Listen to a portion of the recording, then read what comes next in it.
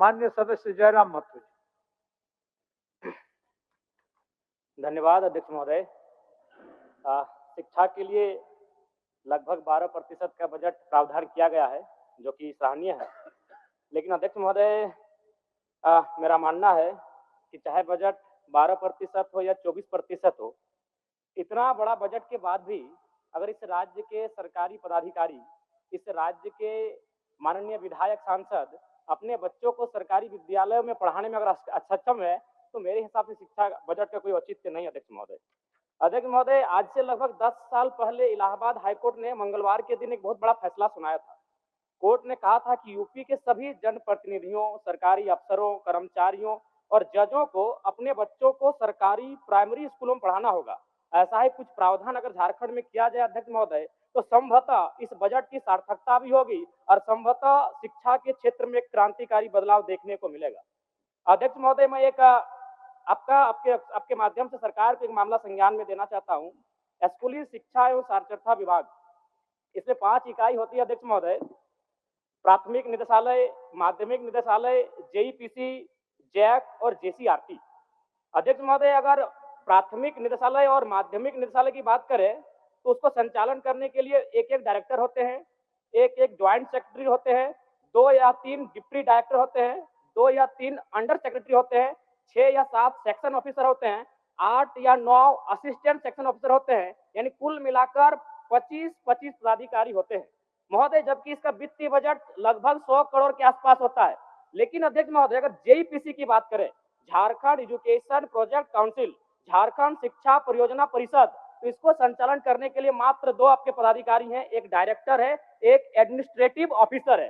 बाकी सब contractual basis पर है महोदय, और सारे के सारे गैर झारखंडी हैं। यहाँ पर फ्रांस और वियतनाम की कहानी याद आती होगी आपको कि किस प्रकार फ्रांस के लोग जानबूझकर वियतनाम के बच्चों को पास आउट होने से रोकते थे, ताकि वो आगे जाकर फ्रांस का मुकाबला ना कर पाए अध्यक्ष महोदय। इसलिए इस मामले को संज्ञान में ले, और ये जो कॉन्ट्रेक्चुअल है वहां पर बताइए, 2 विभाग को आपके 50 ऑफिसर संभाल रहे हैं, और एक विभाग जहां 2500 करोड़ का वित्तीय बजट होता है एक साल का। ये बहुत गंभीर मामला है अध्यक्ष महोदय, जांच किया जाए। 2500 करोड़ का वित्तीय बजट है, वहां 2 अफसर चला रहे हैं और सारे कॉन्ट्रैक्ट में हैं, और सारे के सारे यूपी, बिहार, राजस्थान, गुजरात, झारखंड का नगण्य लोग हैं। तो ये झारखंड राज्य बनने का कोई औचित्य भी नहीं दिखता है। अध्यक्ष महोदय, आरटीई, राइट टू एजुकेशन, जो 2009 में आया था, इसका प्रावधान ये था कि जो प्राइवेट सेक्टर होंगे वहां 25% उन बच्चों का एडमिशन लिया जाएगा जो निर्धन परिवार से आते हैं। लेकिन मेरा मानना है, अब जांच कर लें, इसका अनुपालन नहीं किया जा रहा था। सरकार को मैं संज्ञान देना चाहूंगा कि आरटी एक्ट जो 2009 में आया है, और चूंकि ये एक्ट भी महागठबंधन की सरकार में आया है केंद्र में, तो जाहिर सी बात है, मैं चाहूंगा कड़ाई से इस एक्ट का अनुपालन कराया जाए, ताकि गरीब बच्चे लाभान्वित हो सके। अधिक महोदय, बस 30-40 सेकंड लेंगे, दया नहीं रही, थोड़ा सा कृपा करें। मैं एक ये मामला भी दूंगा। पूर्व की सरकार और वर्तमान की सरकार, जो मेरे आंखों ने देखा, बदला क्या बदला अध्यक्ष महोदय? कपड़ों का रंग बदला और स्कूल की दीवारों का रंग बदला। थोड़ा संज्ञान में लीजिएगा। पूर्व की सरकार में कपड़ा का रंग था गेरुआ रंग, और वर्तमान की सरकार में कपड़ों का रंग है हरा। अध्यक्ष महोदय, गंभीर मामला मान के चलिए अध्यक्ष महोदय, अगर 70 लाख स्टूडेंट है, विद्यार्थी हैं, मान के चलिए साल में अगर 2 बार उनको कपड़ों की जरूरत पड़ती है, तो 70 लाख गुना 2, और मान के चलते अगर एक विद्यार्थी 1000 रुपए न्यूनतम खर्च करता है, तो मुझे लगता है 1400 करोड़ आता है अध्यक्ष महोदय। अब मान के चलिए अध्यक्ष महोदय, अगर अगली सरकार को अगर घोटाला करना है कपड़ों में, तो अगली सरकार पीले रंग का ड्रेस लाएगी, क्योंकि पीला रंग का कपड़ा प्रचलन में नहीं है, हरा रंग का कपड़ा प्रचलन में नहीं है, गेरुआ रंग का कपड़ा प्रचलन में नहीं है। अध्यक्ष महोदय, ये बहुत बड़ी बीमारी है। शिक्षा में इस प्रकार से लोग हावी है, तो समझ सकते हैं इस राज्य का क्या होगा। धन्यवाद अध्यक्ष महोदय। माननीय सदस्य जीगा सुसारण होरो। अध्यक्ष महोदय, स्कूली शिक्षा, ऊंची एवं तकनीक शिक्षा के सरकार में समर्थन में बोलने के लिए अध्यक्ष महोदय मैं खड़ा हूं। बहुत बहुत धन्यवाद आपको। अध्यक्ष महोदय, झारखंड सरकार ने वित्तीय वर्ष के लिए 25-26 के लिए 1,45,400 करोड़ रुपया का बजट प्रस्तुत किया है, जिसमें स्कूल शिक्षा, उच्च शिक्षा के क्षेत्र में कई महत्वपूर्ण घोषणा की है। अध्यक्ष महोदय, स्कूली शिक्षा के लिए 15,198 करोड़ 35 लाख का प्रावधान किया गया है। अध्यक्ष महोदय, इसी तरह विज्ञान एवं गणित का लैब 1050 स्कूल में गणित एवं विज्ञान का प्रयोगशाला के लिए स्थापन किया जाएगा। अध्यक्ष महोदय, बार बार विपक्ष कहता है कि 2019 का चुनाव जीत के सरकार ने क्या किया, क्या नहीं किया सरकार। हमारे मुख्यमंत्री हेमंत सोरेन ने जिस तरह कोरोना काल गुजरा, कोरोना काल में भी बाहर से लाने के लिए हवाई जहाज से, ट्रेन से, बस से लाने का काम किया। सब लोग घर में घुसा हुआ था, घूम घूम के जनता का सेवा किया, गरीबों का खाना पीना खिलाया, कोई भूखे नहीं मरा। फिर आप लोग पूछते हैं कि क्या हुआ। आज आप लोग याद कीजिए, जिस आंदोलन होता था नेटर हाथ फीट फालिंग, उस चीज को जनता को समर्पित किया, उस आंदोलन को खत्म किया, जनता का हित में फैसला ली। और आप लोग ये भी सुनिए, सरकार आपके द्वार कार्यक्रम में छोटे छोटे गरीब, मध्यम वर्ग, किसान, जो बूढ़ी माँ बाप, कोई नहीं देता है साथ, उसको भी सरकार, हमारा मुख्यमंत्री ने बोला मुख्यालय से सरकार नहीं चलेगी, गांव से चलेगी। उसके अलावे सरकार आपके द्वार कार्यक्रम चला, वहां जॉब कार्ड बन रहा है, वृद्धा पेंशन बन रहा है, तुरंत वहां ऑर्डर दे रहा है कुआं का, अब आवास नहीं है, लीजिए वहां ऑर्डर लीजिए। इस तरह से श्रम निवेदन card, job card, ration card, सारा चीज, मतलब एक गरीब जनता, किसान को बताने का कोशिश किया कि हम आपके साथ में हैं, खड़ा है, पहल किया। हम ये नहीं कहेंगे कि सारा चीज एक बार काम हुआ। जनता, किसान ने लोग बोला कि जिस सरकार आपके द्वार कार्यक्रम में पूरे विभाग के अफसर, मंत्री और विधायक लोगों ने गया, गाय पशुधन योजना से गाय पालन, बकरी पालन, मुर्गी पालन, बिरसा हरित योजना से कितना ना जाने पेड़ लगाए, आम का पेड़, गुमला जिला लोहरदगा में कितने बहने लोग, भाई लोग उससे पैसा कमा रहे हैं। इस तरह रोजगार का काम किया। सबसे बड़ा चीज, एक गांव में रहने वाला अंतिम व्यक्ति को यह बताने का कोशिश किया, मुख्यालय से नहीं चलेगा, सरकार गांव से चलेगा। ये हमारी इंडिया गठबंधन की सरकार की सोच है और जनता उसको पसंद किया। कितना परसेंट नहीं, लेकिन आप लोग हम बता देना चाहते हैं, इसने पसंद किया। दूसरी बात, आप लोग सुने होंगे, बता नहीं होगा, क्योंकि आप लोग क्या किया और फिर आप लोग चले जाते हो और मीडिया में क्या क्या बाहर में बोलते हो। आज ठीक नवीन भाई बैठा हुआ, ठीक से सुनिए नवीन भाई।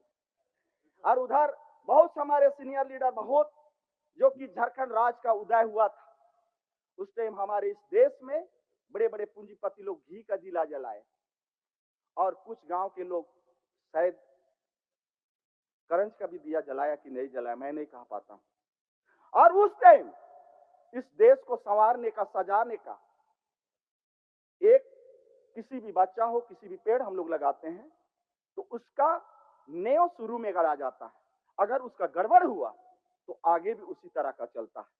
और आज हमेशा आप लोग ना जाने, हमारे मुख्यमंत्री को 2019 का 24 के साथ क्या नहीं किया इस देश में, प्रिंट मीडिया में, पेपर में, टीवी में, फेसबुक में, इंस्टाग्राम में, इस तरह आप लोग फिजियत किए होना।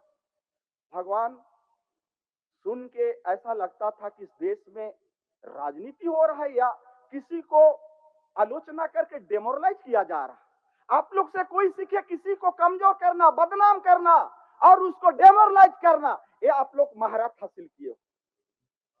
आज ये चीज कतई पीछे नहीं हटेंगे, क्योंकि ये वाद विवाद होता है।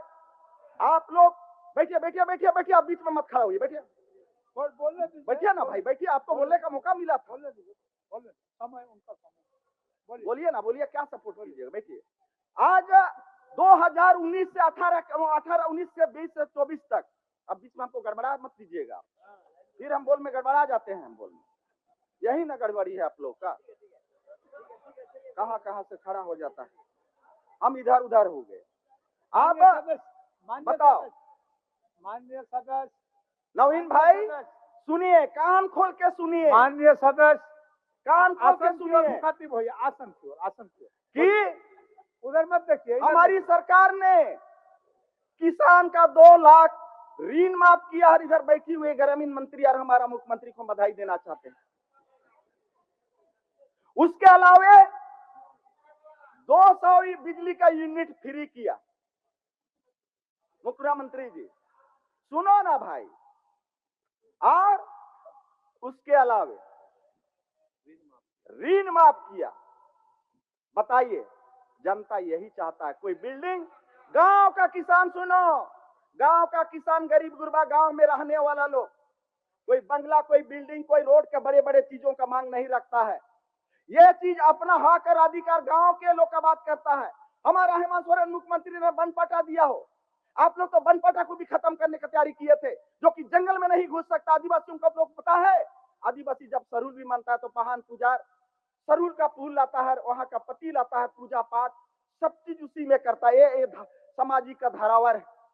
उसी तरह जब शादी ब्याह होता है आदिवासियों का, तो उसको भी जब मड़वा हम लोग करते हैं गांव में, तो उसी में पूजा पाठ और शादी ब्याह दूल्हा दुल्हन का होता है। पहान पुजार पूजा पाठ करता है। कर्म भी मनाते हैं, तो जब पूजा पाठ कर्म को लेके काट के पहान पुजार लाता है और अखड़ा में गड़ता है, तो भी जंगल से आता है। और वो चीज को जबरदस्त सीट हुआ, आदमी लोग ने बोला कि नहीं, हेमंत बाबू हम लोग का गरीबों का, गुरबों का, आदिवासियों का चीज को, समृद्ध को बचा रहा है। तो फिर क्या गलती किया?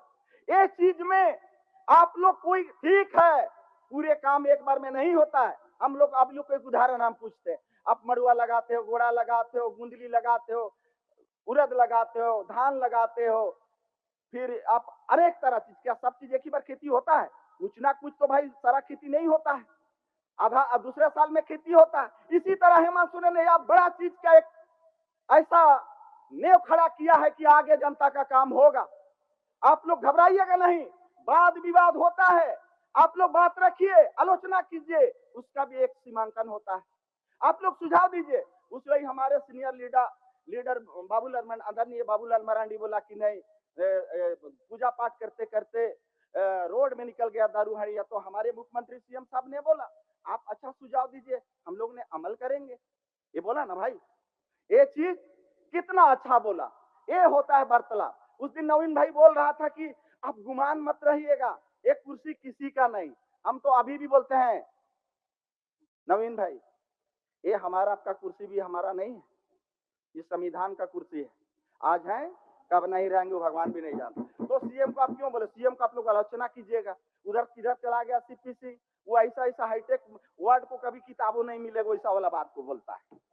ये बोल देता है कि कौन ऐसा काबिल है, वही ऐसा मैंने भाई ग्रामीण मंत्री को मदरसा से पार वाला ऐसे ही। देखो यार, आप लोग हम बता देना चाहते हैं, आज हम नहीं छोड़ेंगे, वक्त है।